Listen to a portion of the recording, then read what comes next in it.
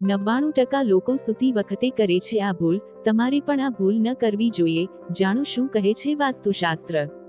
સૂવાની દિશા અને bedroom setup અંગે વાસ્તુશાસ્ત્રમાં આપેલી સૂચનાઓનું પાલન કરવું એ ફક્ત એક પરંપરા નથી, પરંતુ તે એક એવી રીત છે જેના દ્વારા તમે તમારા શારીરિક અને માનસિક સ્વાસ્થ્યને સુધારી શકો છો.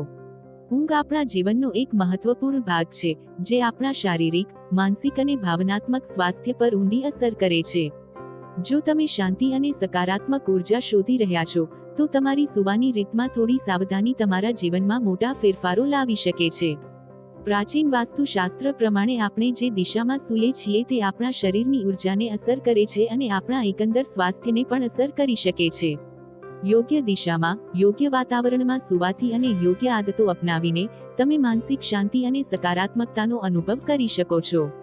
આ લેખમાં આપણે જોઈશું કે સૂવાની દિશા અને કેટલીક આદતો તમારી ઉર્જાને કેવી રીતે અસર કરે છે. વાસ્તુશાસ્ત્ર અને સૂવાની દિશા. વાસ્તુશાસ્ત્રમાં કહેવામાં આવ્યું છે કે આપણા શરીરની ચુંબકીય ઉર્જા અને પૃથ્વીનું ચુંબકીય ક્ષેત્ર આપણી ઊંઘની દિશાને અસર કરે છે.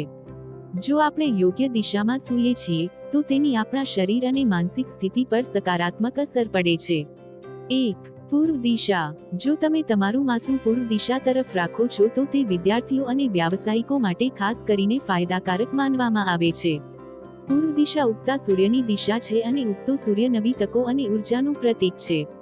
આ દિશા માનસિક સ્પષ્ટતા, ઉર્જા અને સફળતા તરફ દોરી જાય છે. આ દિશામાં સૂવાથી ધ્યાન, એકાગ્રતા અને નવી માહિતી ગ્રહણ કરવામાં મદદ મળે છે.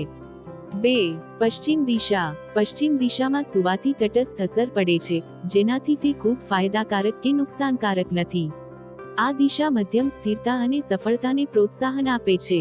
જો કે તે પૂર્વ કે દક્ષિણ દિશા જેટલું અસરકારક નથી, પરંતુ જો તમારી પાસે અન્ય વિકલ્પો ન હોય તો તે એક સારો વિકલ્પ બની શકે છે.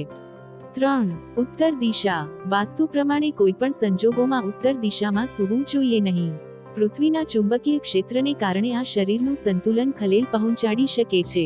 આનાથી તણાવ, માનસિક થાક, ઊંઘની સમસ્યાઓ અને અન્ય સ્વાસ્થ્ય સમસ્યાઓ થઈ શકે છે.